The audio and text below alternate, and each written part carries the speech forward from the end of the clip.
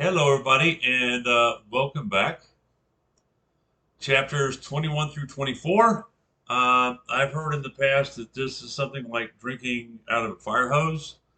And yes, it is. We're going to get a whole bunch, and a whole bunch are going to go flowing by us. But we're going to do the best we can. Chapters 21 through 24, we only have four this week. Critical theory of communication in organizations. We often believe that we live in a democratic society, but how democratic is your daily life? Uh, my son was working for a company in Marion County, and he drove a truck to work that had some, let's say, not very family oriented. No, I'm not going to say that. He just had some stuff in the back window of his truck the owner of the company didn't like. And the owner of the company said, "You will not bring that truck back to my property." And my son was like, "Huh? What?" He told me, he said, "You can't do that. Freedom of speech." And I said, "No, son. Freedom of speech is means the government can't control your speech. You work for that man and he owns that property. He can do whatever he wants." So, I mean, if you think about it, it's that's what it is. It's corporate, colonization. It's the corporation is in charge. Not necessarily what you want or what you think or how you think it should be. It is uh, what the owners, the bosses, the managers say. So corporate colonization is basically corporate control of life after work. I spent 20 years in the Army, and trust me, they controlled my life after work. There was a lot I could and could not do. Or let me rephrase that. There was a lot I could not do because I was a member of the military. It didn't take all my rights away, but they had a lot of say so in what I did, especially if I did something stupid and it brought dishonor, disgrace, or embarrassment to the service. So the information model is communication is a conduit, and that conduit is I say something, you hear it. I say something, you hear it. I say something, you hear it. And that's kind of what happens here. But in reality, that's not a very good model of communication because as I say something, you are thinking something. How many times has your parent been chastising you about something and you weren't really listening to what they were saying? You were planning on what your reply was going to be. So, it's not really a straight channel like that. So, communication model of it is communication is constructed and maintained. We create our own communication. We create our own reality. You've heard me say that a few times, and I'm a very big believer in that. Our actions, our words create something. Co-determination is collaborative democracy at work. Hopefully, my wife is and I have a co-determined relationship. Collaborative democracy. Sometimes she gets what she wants. Sometimes I get what I want. But that's the way it should work out.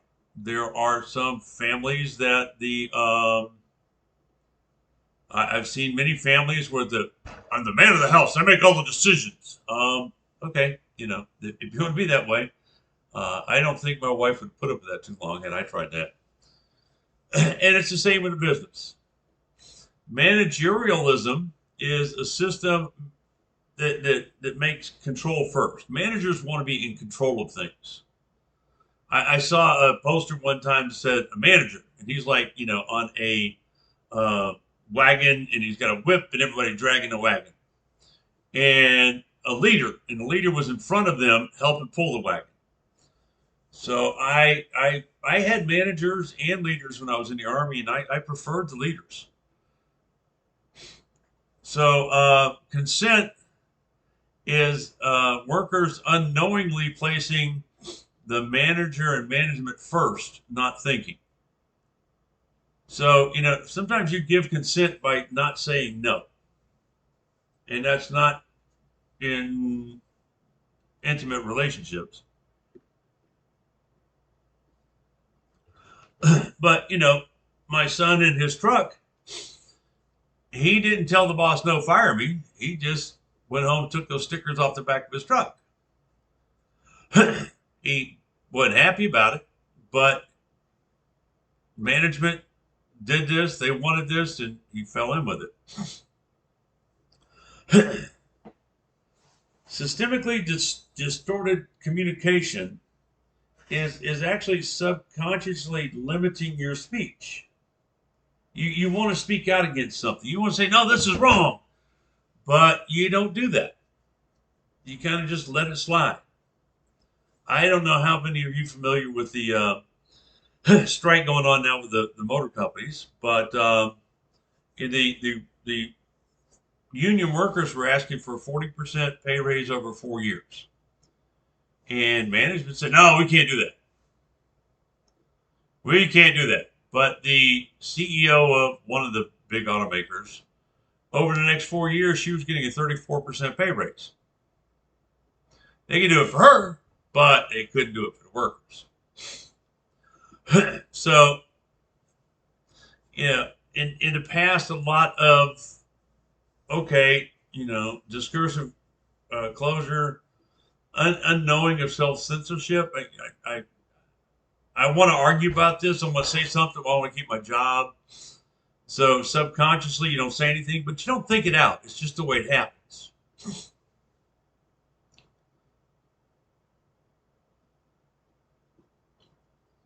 Involvement. Free expression that may or may not influence management. So when we're having these discussions, involvement means you are speaking your mind. Now, is it going to be something you say that influences them? Maybe. Or maybe not.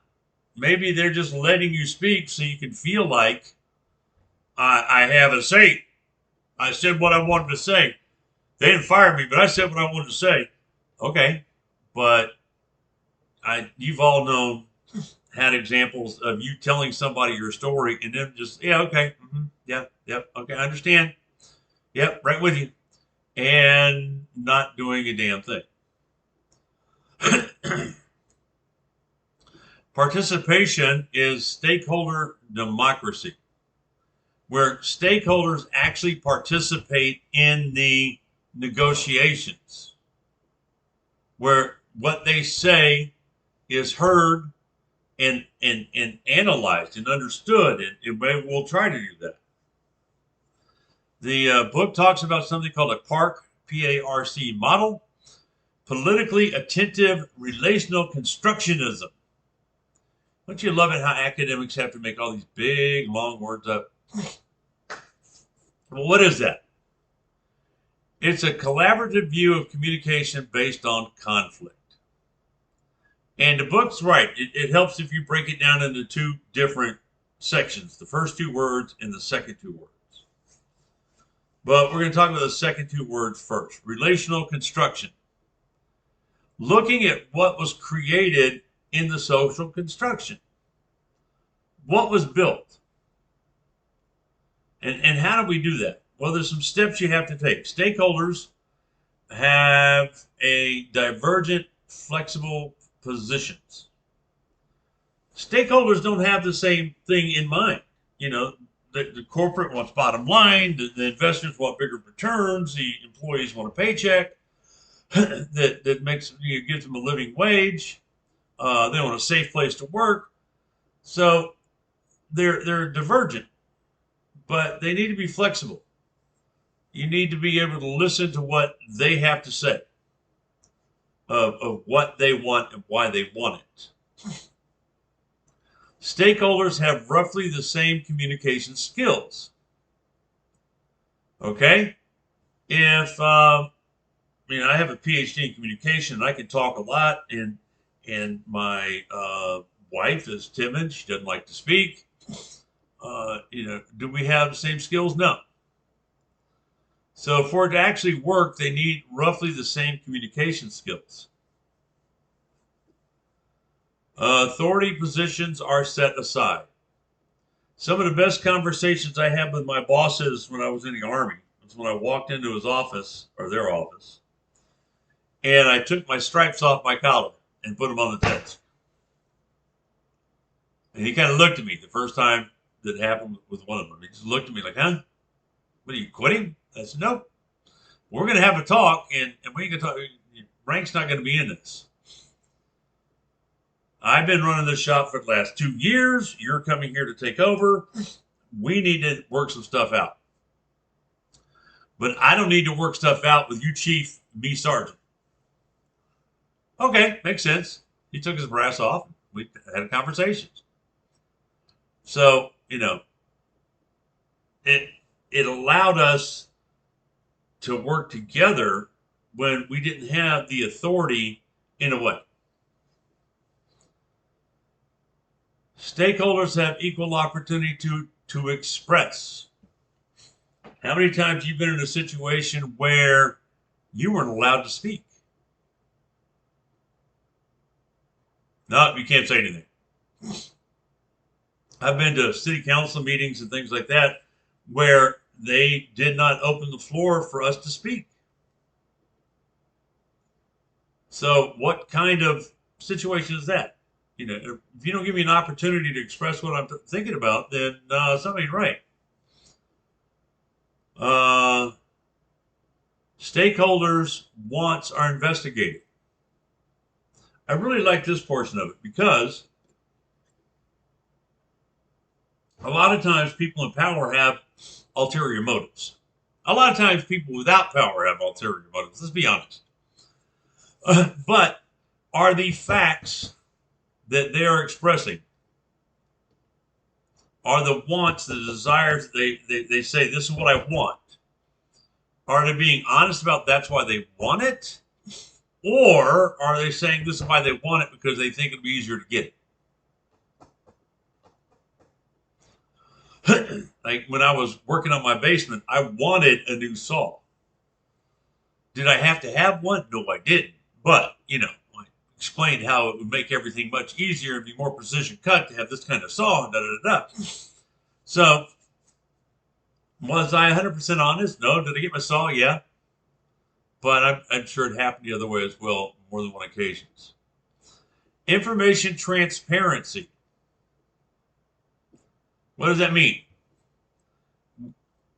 When we're investigating the wants and things like that, we need to be able to see the whole picture. How many politicians have you heard or listened to their little sound bites? And you really weren't sure what they were trying to say or what their motive was. Facts and claims are researched. Facts and claims have to be researched. Please, when you're listening to these political people, research their facts. 98% of households believe this. No, they don't. Maybe 98% of the 10 households that they interviewed from their church that are all part of the church leadership believe this. But does that mean everybody? And you have to focus on the outcome. Not focus on what I want the outcome to be, not focus on what you want the outcome to be, but focus on the outcome of the negotiation, of the contract, whatever you're doing. We want the company, these are our goals. We want the company to stay alive. We want to have a good paycheck. We want them to have their reimbursement. I think the book says something that CEOs now make like almost 400 times their average employee's salary. So, what are we trying to make happen here?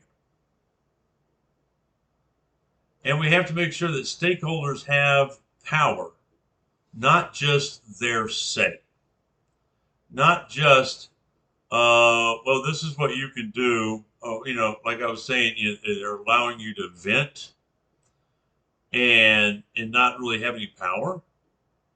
Stakeholders need to have power, not just a chance to voice their opinion. We need to make sure that now the political attentive portion of this is exploring the power behind the facts. You don't know unless you ask. And they have a great example in the textbook about that, where they say workers aren't paying attention. They're sleeping. Why? Do you ask them why? No. So you don't know unless you ask. And until you ask, you'll never really know what's going on.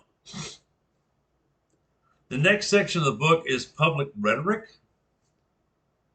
And basically, word is that Aristotle, is credited all structuring of rhetoric. And it was going on before Aristotle, don't get me wrong. But his teacher really didn't, care for it too much. And the structure that Aristotle set up is something we continue to use today. Invention, research. Arrangement, how do you organize it? You've all, I'm sure, heard speeches where it wasn't researched well or it wasn't arranged well. And if it's not researched well, it's not arranged well, it's going to be hard for you to grasp it. Style.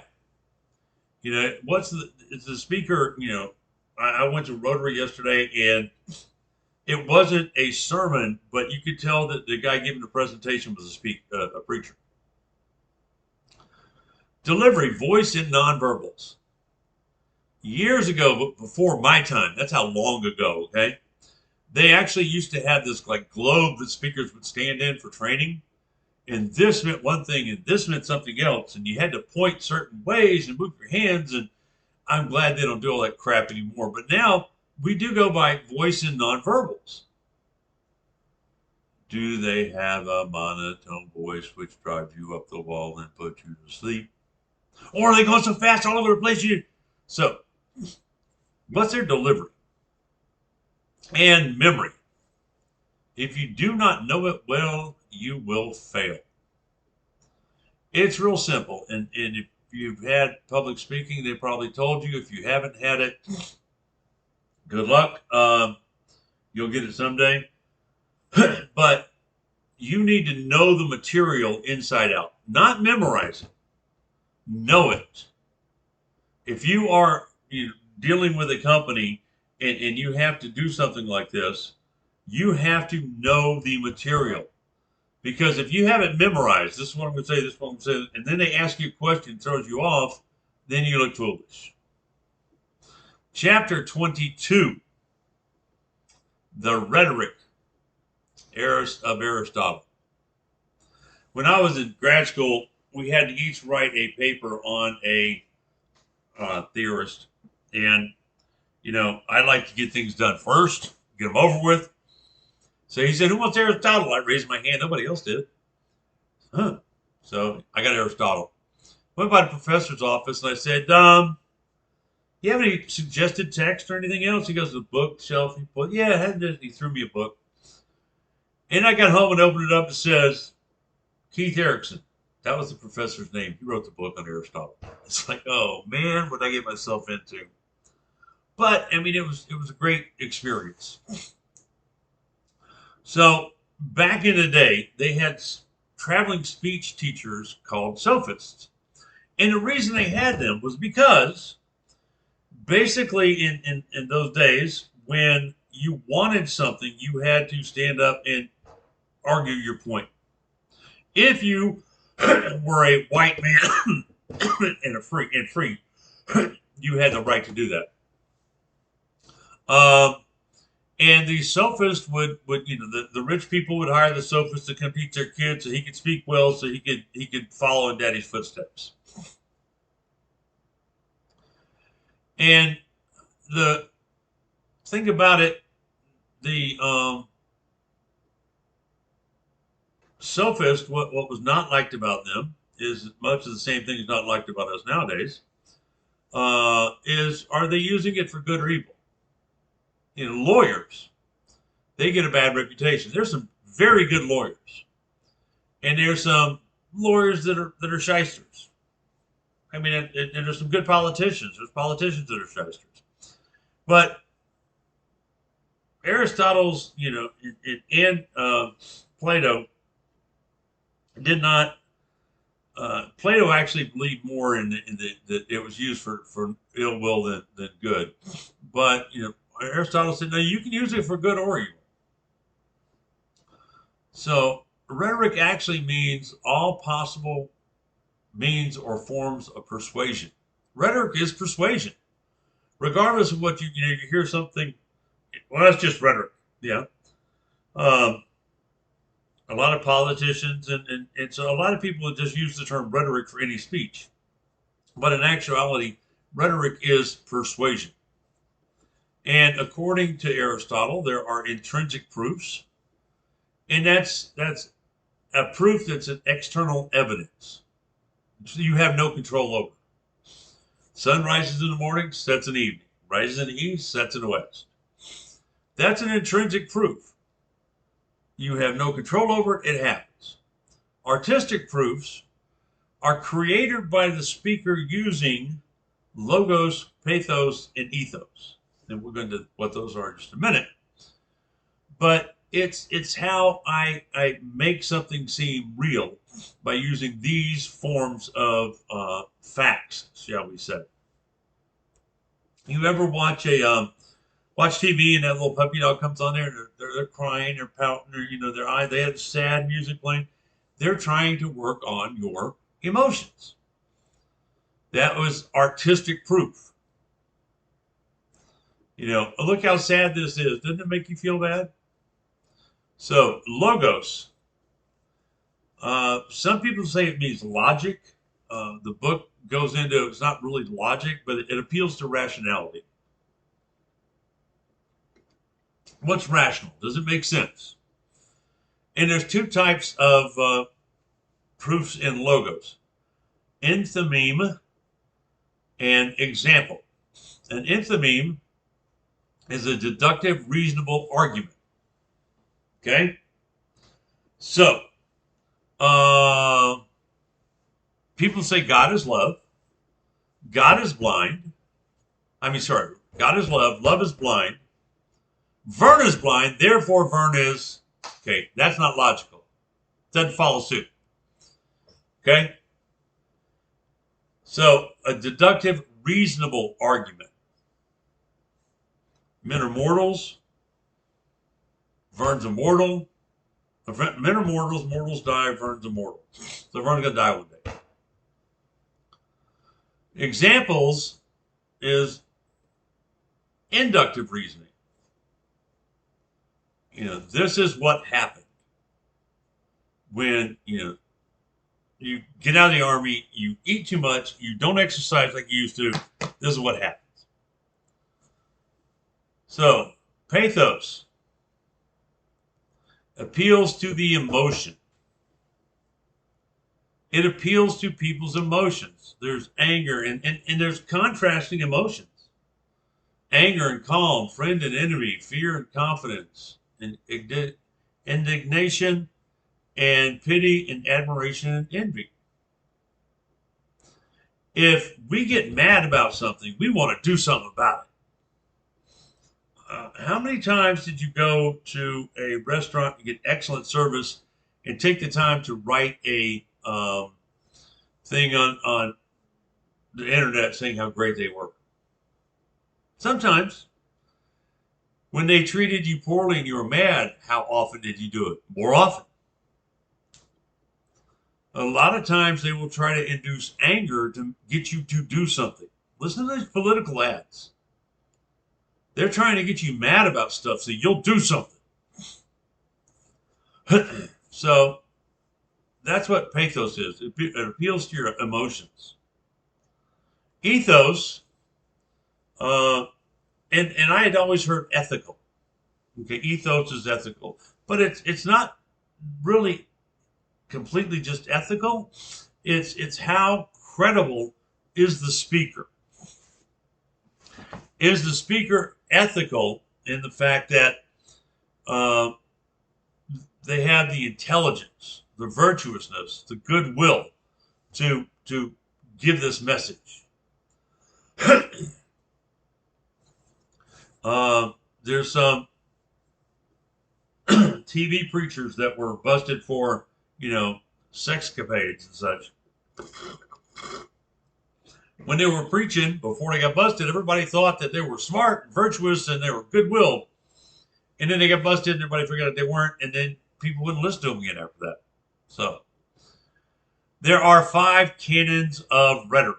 Of those, we've actually talked about them in the prelude to this. Invention, the research, the finding, the writing the story, preparing for it. The arrangement, how did you lay it out? You laid it out chronologically? Did you lay it out, or this was bigger than that one? Or did you lay it out by space? How did you lay it out? Style. How are you at getting this word out? Delivery. What's your delivery? Do you stutter? Are you quiet? Are you soft spoken? When I teach in lectures in classroom, I have big mouth and I'm loud. So if I drop my voice in the volume a little bit, it's generally something important. A lot of times professors, if it's important, they'll raise their voice. I get a big mouth. They go the other way around. Do they have good voice and articulation? Do they have good nonverbals? And memory. If you don't know it, you're going to blow it. And the golden mean. The golden mean is to be moderate, basically. I wish most of the politicians nowadays would read some Aristotle and start doing it, because a lot of them they go beyond the golden mean. They go to extremes, both sides, both ways. So that is rhetoric with Aristotle, chapter 23. Dramatism. Now, dramatism is another rhetorician. I'm not a rhetorician, but I played one once. Another way to analyze basically text or writing your speeches. So, in dramatism, they say that words are symbolic action, and action is drama. So anytime you have words and communication going on, you have some sort of drama going on. A critic is a rhetorical scholar that analyzes the language of the speech, text, or whatever. Realm of motion is motion without a purpose. It's natural motion. It's not, it goes by itself, and nothing that we can control.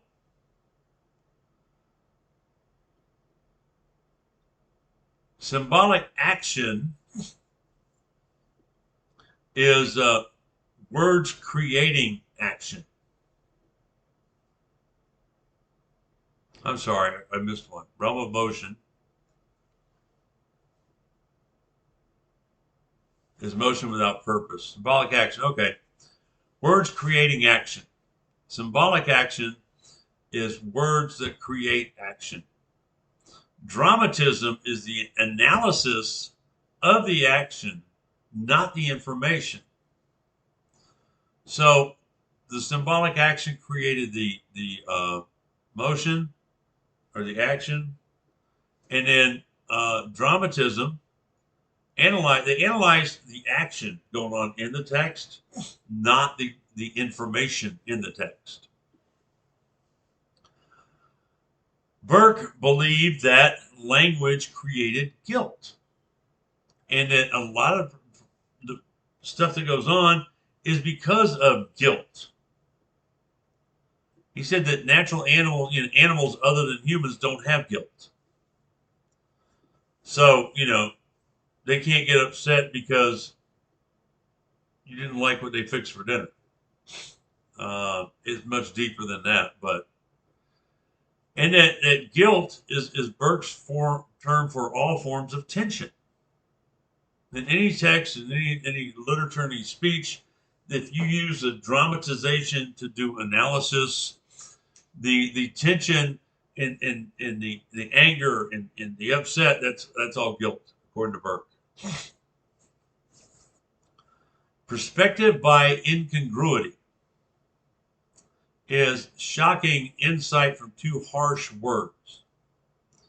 So you get these words that seem to be over the top, but and there's a couple of them, and that's perspective by incongruity. These words, they're really not congruent with what you've been doing. You go along and there's oh wow.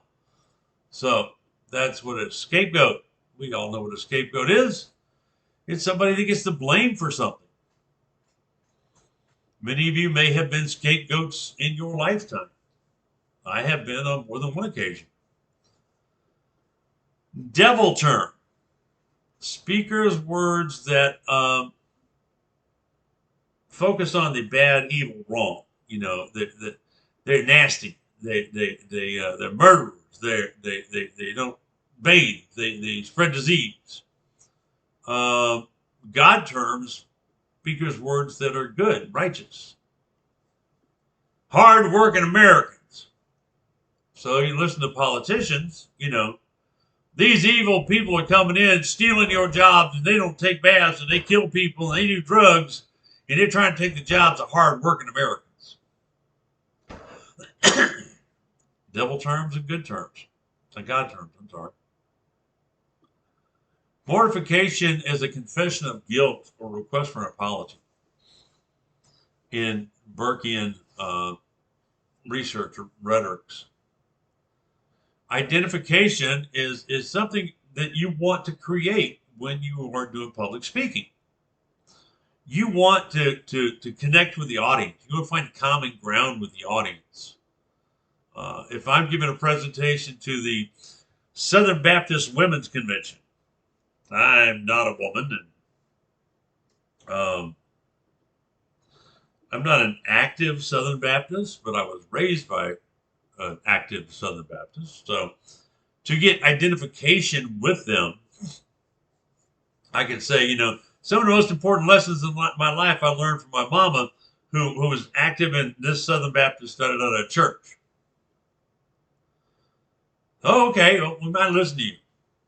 Now, if I said something like, I was raised by a Baptist, but I'm a Buddhist now, and I really think you guys have some things confusing. They're not going to listen to me.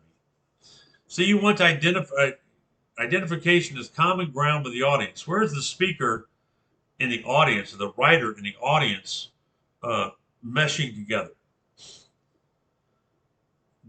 Dramatistic pentat. It's a tool used to analyze the elements of a speech or text that's written. Act. What was done? Not, Obama gave a speech. That's not the act. The act is, what was he talking about in that speech? Scene. Where is the act happening? The scene is not Obama gave a speech at this graduation. Agent.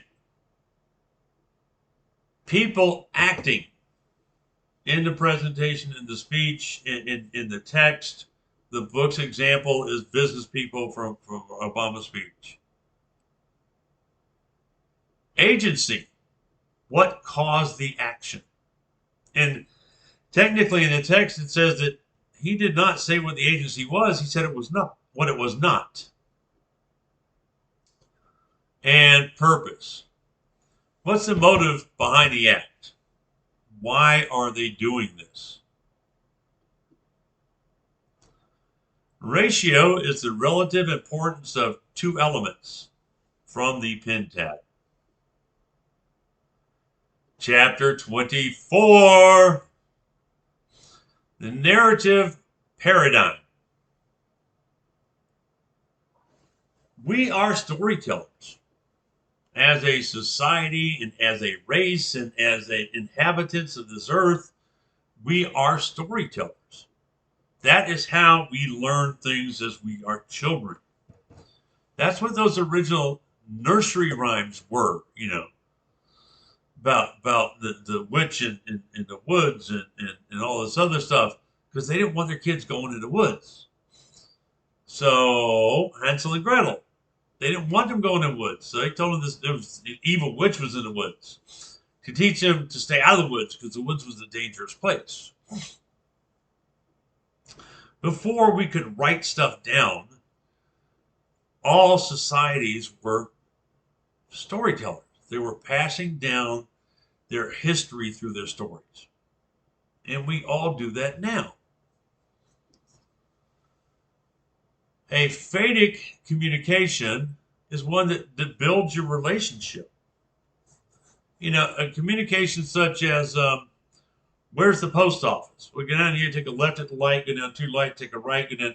That is not phatic communication. That's just information. But phatic communication is relationship building. Compelling stories are listened to. You've all had to suffer through, many professors, including myself. Some of you may find this interesting and paying attention. And others are, not again, I don't want to listen to his video. It's fine. I'm doing my best. But compelling stories are the ones we listen to. If they're monotone and we don't want to hear that. If it's not exciting, we don't want to hear that. We listen to compelling stories. Narration in the story, it needs to have a sequence to it, a sequential ring to it. When you're telling a story, you ever come in the middle of somebody's story and really don't know what the heck's going on? Well, it's because you've lost the sequential basics that started it. So a narration is sequential stories. It's something that's told in a certain sequence, so you have all the information. A paradigm is the framework we use to create a common perspective. If we want to analyze Mein Kampf, or if we want to analyze a poem by whomever, Robert Frost,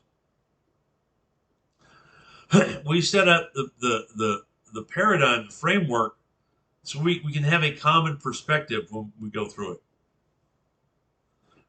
Rational world paradigm is an approach believing that people are logical and evidence-based. So if we're using the rational world paradigm and we're looking at this, we believe that people in general are logic and they have common sense and they can figure this out. So and they want evidence. So we're going to lay that out and they're going to hopefully follow us. Narrative reality, narrative rationality is evaluation based on narrative coherence and narrative fidelity. So, okay, what are those two things? Narrative coherence is, does the stories hold together? Is it realistic? Does it sound like it might be true? And narrative fidelity is, does the story ring true? Does it sound true? Does it have fidelity to it? Because if you hear somebody's story and it has fidelity but doesn't have any coherence, you're going to be going, huh? And if it has coherence but doesn't have any fidelity, you're going to be going, huh? And you want to have those two things so it sounds like you know what you're talking about. An ideal audience. We would all love to have an ideal audience, just like you as an audience would love to have an ideal instructor. So, an ideal audience is a community believing in the better human characteristics. It goes into much more deep depth on that in the textbook. It talks about over years and time, and people have empathy and sympathy and reality and evidence based. An ideal audience has all those things. Are we ever going to get an ideal audience? Sometimes we do, sometimes we don't. Will we ever know when we start? No, but that's the objective. So that's chapters 21 through 24. I did get 24 in there, didn't I? Yeah. And I will be back next week with some more. I hope your studies are going well, and I hope you have a great week. Bye, everybody.